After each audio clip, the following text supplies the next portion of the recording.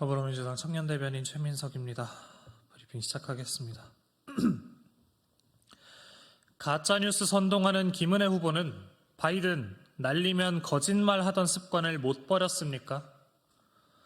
국민의힘 김은혜 분당을 후보가 재건축 부담금 제도에 대해 노무현 정권에서 만들고 문재인 정권이 실행했다라고 가짜뉴스를 퍼뜨리고 있습니다. 대통령실 홍보수석 시절 바이든을 날리면이라고 우기며 전 국민에게 청력 테스트를 시키더니 아직 습관을 못 버렸습니까? 재건축 부담금은 지금까지 단 5건이 부과되었습니다.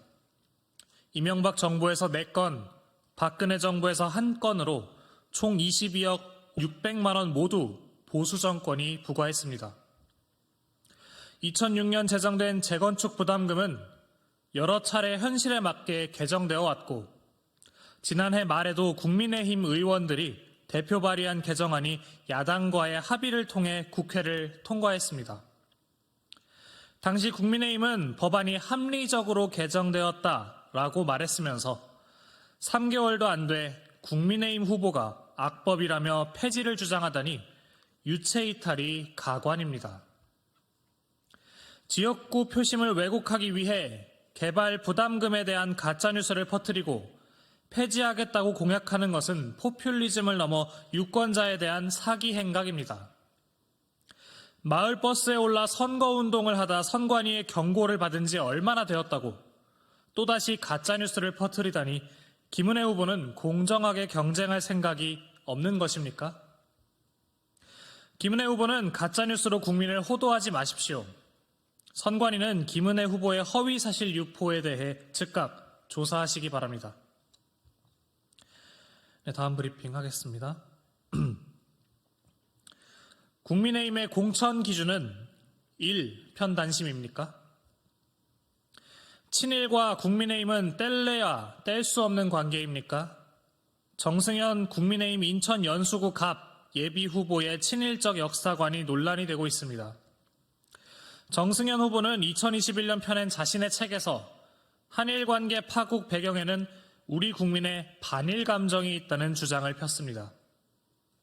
심지어 정 후보는 책에서 한국인 반일 감정에는 일본에 핍박받았다는 피해의식과 빚을 갚아줘야 한다는 강박관념, 우리가 부족해서 당했다는 열등의식이 존재한다고 기술했습니다.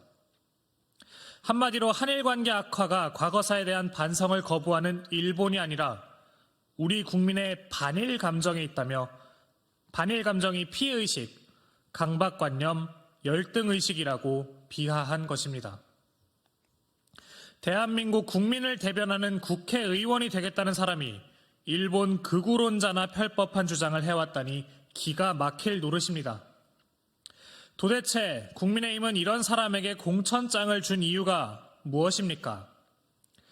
국민의힘의 공천 기준은 일편단심입니까?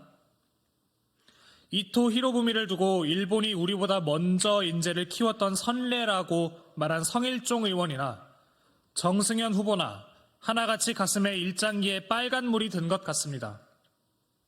일본의 책임을 부정하기 위해 피해자인 한국의 책임을 전가하는 정 후보의 사고방식이 국민의힘의 역사관인지 답하십시오. 윤석열 대통령이 굴종적 친일 외교에 앞장서니 국민의힘도 대통령에 호응해 일편단심을 외치는 모양인데 대한민국 국회에 친일파는 필요 없습니다. 정승현 후보는 과거에도 인천은 총구석 발언으로 인천 시민들을 욕보인 전력이 있습니다. 이것도 국민의힘에서 바라보는 인천시에 대한 인식입니까? 국민의힘은 국민을 분노케 하는 친일의식을 가진 정 후보의 공천을 취소하고 다시 하겠습니다. 국민의힘은 국민을 분노케 하는 친일의식을 가진 정 후보의 공천을 취소하기 바랍니다. 그렇지 않다면 국민의힘이 친일 정당임을 인정하는 것임을 분명히 경고합니다. 이상입니다.